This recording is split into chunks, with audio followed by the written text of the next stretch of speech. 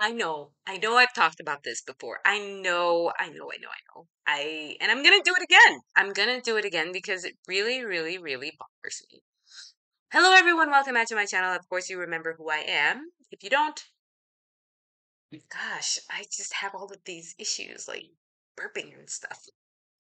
I am your host, Nihanda Ihinyu Helmker, and I am here to discuss with you a very, very important issue. Let's get into it. So first, I would like to welcome everybody back. I want to thank everyone for all of their patience and their love and their concerns and their messages. Tonight's topic is going to be the rise and fall of feminism. um, I've been watching a lot of videos lately about how. So I did a video last month or 2 months ago about the soft life, right? I believe it was Hannah in the comment section where I was discussing these these things about the soft life, that the soft life is supposed to be like for women who want to have luxury, a life of leisure, doing Pilates and getting facials and manicures and pedicures and just really relaxing into their femininity. Now, if I'm wrong, correct me again, because when I first did the video, I thought that it was having to do with that, more along the lines of that and, just being able to practice more self-care, which to me kind of seemed like a good idea. Somebody came up on my channel and was telling me that it's not like that and that I seem to have some kind of bias. Before I get into the details of the rise and fall of the soft life and feminism, um, I am not attached to I'm not even attached to the opinions that I have about these topics because I feel like things are just remixed based on old concepts. I know this because I do a lot of reading, and if we want to talk books and philosophy, we can also do that. Leave a comment down below if you're interested. But anyways, I came up here and I was just like, well, it seems like a good idea. Who doesn't want to be luxurious and soft and self-aware and self-care? And then digging a little bit deeper, it seemed more and more like it was talking about leaning into a woman's femininity and what it means to be feminine. Correct me if I'm wrong. I'm still exploring this topic a little bit more, but what it did say or alluded to was that women are. I need to find the document. I think it was on Glamour or something like that. I'm going to do a comment section about this, but what it did say was that women are exhausted, basically. It's not funny, all right? As we have seen the rise of the boss girl and, being independent and being financially savvy and making your own money, we are now seeing women start to complain about how hard it is to adult and to take care of themselves. Women are starting to actually feel like as if this is too much. And they would much rather just fall into their femininity and have someone else pick up the bill, pick up the check, and get the bag for them, which will then in turn lead and allow them the opportunity to just sit back and enjoy just being a woman. Then, this means the death of feminine. Does this mean now the death of feminism? It actually sounds a lot like it. Women have stopped wanting to become independent and stopped wanting to show up as the boss girl who can take care of herself and do everything for herself because it is a sad and lonely life that breeds no real reward of having connection and love and peace. I really like that. I think that, oh, I'm just reading my notes, y'all. Sorry. This idea of having peace for not, I can't tell you because I work part time. Y'all know that I do my coaching and my teaching, and I cannot tell you. It is such a habitual emotional drain that I get, and I probably do it to myself, that I get so stressed when I have to meet a client because that takes out time from me with my children, me just going for a hike or going to see a museum or planning a nice, delicious meal, and instead of having to like pop a pizza in the oven. And the busier I am, the more I realize that I'm doing those things like popping a pizza in the oven and leading chores and, leaving my daughter in front of a to play with by herself to take care of business. And it is such a luxury. Like I said in my last video, this is a luxury that women have this day and age because women have always had to work. And people came for me. Women did not like when I said that, but it's true. Being able to sit on your behind and take care of your family and live the soft life is a luxury. That's why it's called the soft life because most of us out here are working our butts off. And I ask myself, for what? And so I digress because when I have a lot to do in my work area, obviously I have a career and building, this channel and building my social media influence.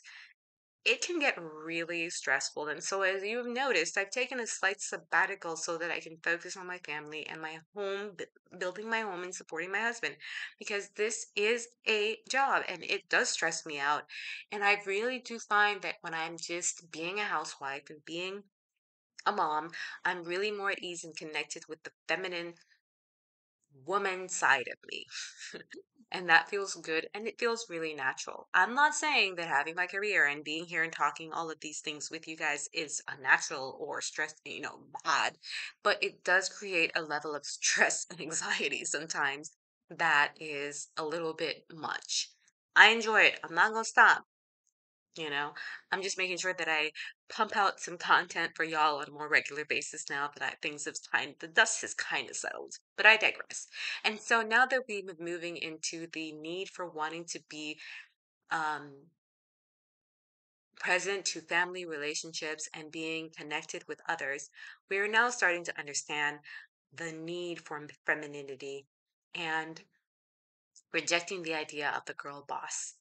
The rejection of the girl boss era and the girl boss movement is not necessarily a bad thing, but it is also not necessarily a complete rejection. Life is about balance and understanding that the stages and places that we are in our lives is a reflection of what it is we need. And sometimes we need to feel love, appreciation, feminine, taken care of, and practice more self care and less burnout. Oh, I was chef's kiss there. That's really cheesy according, but I really like what I wrote. So I just want to say that that's a stinking schnootsalutely. Definitely, I agree with myself. Yes, you gotta agree with yourself, okay? I want women to be very warned and aware of this trap. All right, because when I was working and I was in corporate, I won't lie to you. As I said in my last video, because there is a huge age gap between my daughters. 12 years, I think it is. Yeah, they're 12 years apart.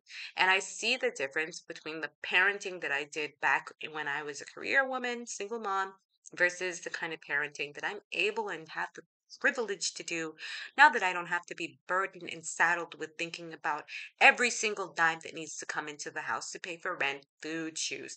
I can just be present to my children because I know and trust that my husband is taking care of those things financially for me. However, it has also come with the understanding that I will not be able to live the lifestyle that I used to live if I were to bring in an extra paycheck. And that with it comes a level of comfort and understanding that my priorities are not to have tons of money, but to be able to be a good mom, which means that my presence is essential to the growth and development of my children. The second part of that is that I am present and supportive to my husband's dreams and aspirations, and I'm fine with that at the moment. Maybe that might change when my children are older, that I go back to school as we have started to discuss, and that I can also bring something more to the table for my own personal need and satisfaction of who I am as a person, as opposed to who I am as a mother and a wife.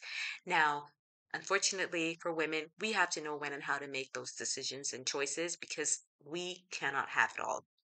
And I've tried to say this on Facebook, and I was crucified thoroughly to the full extent of the Facebook law. And so, hopefully, here in the comfort of my YouTube Cahoon, I can say this a little bit more openly and with more confidence with to let women know that it's not that we can't have it all, but we need to know what it is a priority for us, and we need to know when it is that we need to start to work on those things. Because unlike other things in our lives that can be done at later times, having children is not something that is always available to us. There is a time limit to that, and there is an emotional and physical capacity limit to that. I know this from my own experience because I have two different experiences when it comes to how it was when I was 21 versus how it was when I was 35. That shit was hard. I was not in shape. Um, but, but it doesn't mean that it's impossible, but it's probably not easy for all of us to be able to be in that situation. Probably a lot of us will not be in that situation because that's just the way biology works. So, if you're young, if you have a prospect, let's talk about prospecting the next time, okay? All right.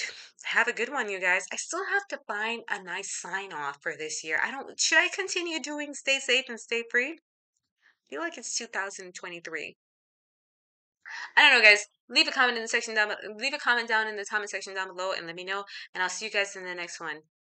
Oh, I have a nice one. What about, thanks for stopping by. I love that movie. Anchorman. Thanks for stopping by. Stay classy, San Diego.